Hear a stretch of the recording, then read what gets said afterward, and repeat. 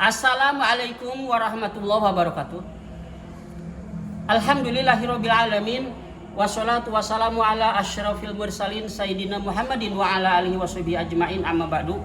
Qala Allah ta'ala fi kitabihil karim a'udzubillahi minasyaitonir rajim bismillahirrahmanirrahim.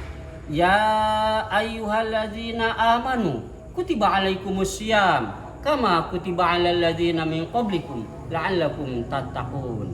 Al-ayah. Hadirin para pemirsa yang dimuliakan Allah, pada kesempatan yang baik ini saya ingin menyampaikan materi tentang etika dan adab berpuasa. Ada beberapa etika dan adab berpuasa yang harus kita ketahui di dalam menjalani ibadah puasa ini agar puasa kita bisa lebih bermakna, lebih berbobot, dan lebih berkualitas. Yang pertama adalah makan sahur di akhir waktu. Bakiru bil ifthari wa akhirus sahur. Segerakanlah berbuka dan akhirkanlah makan sahur. Dalam hadis lain Rasulullah bersabda, "Tasahharu fa inna fis sahuri barakah." Makan sahurlah kalian, karena sesungguhnya pada makan sahur itu terdapat keberkahan. Muttafaqun alaih. Dalam hadis lain Nabi bersabda, "Tasaharu walau bijura'ati ma'in." Makan sahurlah kalian meski hanya dengan seteguk air. Selanjutnya disunahkan pula untuk mengakhirkan makan sahur. Makan sahur di akhir waktu sebelum imsak tentu ada manfaatnya, memberikan manfaat kepada kita yang menjalankan puasa. Agar pada waktu di siang hari berpuasa, badan kita masih terasa segar. Karena zat-zat makanan dan minuman yang kita makan di waktu sahur masih dapat memberikan tenaga atau energi sampai sore hari kita berbuka puasa. Kemudian adab yang kedua adalah menahan diri dari pembicaraan dan ucapan yang tiada berguna atau ucapan yang tidak bermanfaat. Sebenarnya hal ini menahan diri dari ucapan dan perbuatan, dari perkataan yang tidak berguna, bukan hanya harus dilakukan di bulan Ramadan, tetapi seyogyanya hal ini kita lakukan pada bulan-bulan yang lain, bahwa mulut ini harus selalu terjaga, terpelihara dari ucapan-ucapan yang buruk. Tidak boleh berghibah, tidak boleh mencela orang lain, menghina orang lain, berkata-kata kasar, dan ucapan-ucapan yang menjauhkan dari ibadah kita kepada Allah, dari ibadah kita di bulan Ramadan ini. Man kana yu'minu billahi wal yawmil akhir falyaqul khairan aw liyasmut.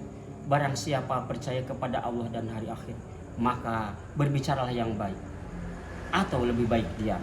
Demikian Nabi mengingatkan bahwa sebaiknya kita selalu berbicara yang baik, kata Nabi. Kalau tidak bisa berbicara yang baik, lebih baik diam. Apalagi pada bulan Ramadan ini, karena ucapan-ucapan kita yang buruk, dengan berghibah, dengan mencela orang lain, dengan mencaci maki orang lain, maka ibadah puasa kita, nilai ibadah puasa kita akan berkurang. Kemudian berikutnya adalah berdoa ketika berbuka puasa. Ada berdoa ketika berbuka puasa itu sangat penting, karena bisa menyegarkan kembali pikiran kita bahwa kita adalah makhluk yang lemah di hadapan Allah, bahwa kita adalah makhluk yang tidak berdaya, butuh pertolongan Allah. Bahkan hal ini pun tidak saja harus dilakukan di bulan Ramadan. Berdoa itu harus dilakukan setiap saat, setiap waktu, agar kita bisa menjalani kehidupan ini lebih kuat, lebih percaya diri. Dengan doa Allah akan menolong kita. Kemudian yang keempat adalah menyegerakan berbuka puasa. Sebagaimana dalam hadis qudsi yang berbunyi, qala Allah azza wa jalla, ahabu ibadi ilayya ajaluhum fitra.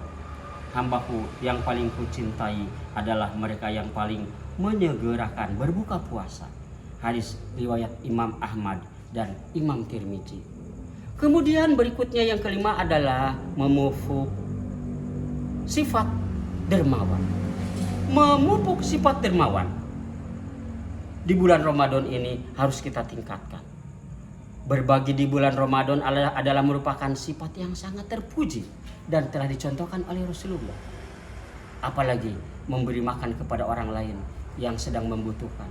Mungkin ada tetangga kita, keluarganya banyak, penghasilan orang tuanya, kepala rumah tangganya pas-pasan, kekurangan ekonomi, maka suatu perbuatan yang sangat baik, yang sangat terpuji apabila kita membantu keluarga yang seperti ini atau siapapun orang-orang yang sedang berpuasa, walaupun mungkin memberi buka puasa dengan beberapa butir kurma atau seteguk air.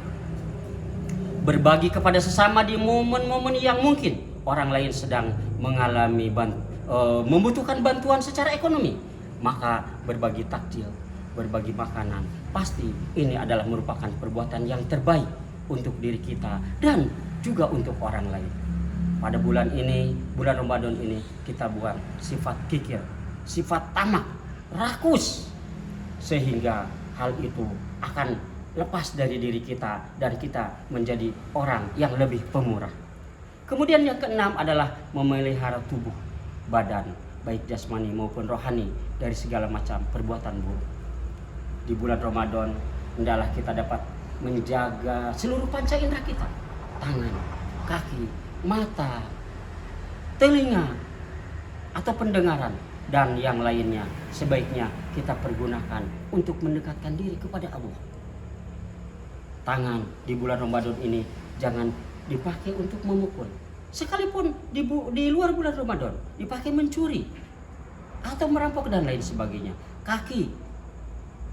Kaki juga kita pergunakan sebaik mungkin, tidak dipergunakan ke tempat-tempat maksiat, ke tempat-tempat hiburan yang pasti akan merusak puasa kita.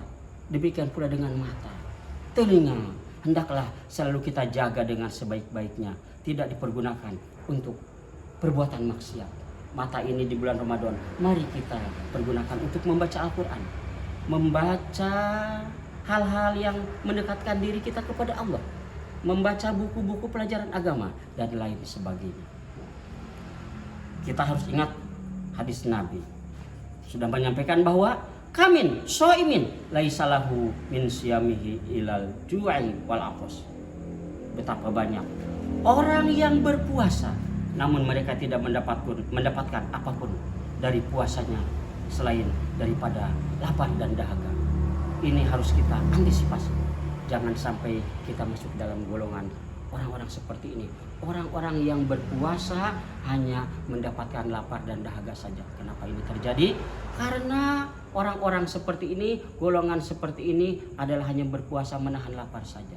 Berpuasa jasmani saja. Pikirannya tidak berpuasa. Akalnya, hawa nafsunya tidak ikut berpuasa. Mereka melakukan apa saja. Mereka mengikuti hawa nafsunya, ya, berpikir hal-hal yang buruk. Nah, oleh karena itu, marilah kita berpuasa secara utuh. Kita berpuasa jasmani dan rohani agar puasa kita lebih bermakna dan diterima oleh Allah Subhanahu wa Ta'ala. Hadirin sekalian, demikian ceramah singkat yang dapat saya sampaikan. Mohon maaf atas segala kekurangan. Nun wal qalami wala yasturun. Wassalamualaikum warahmatullahi wabarakatuh.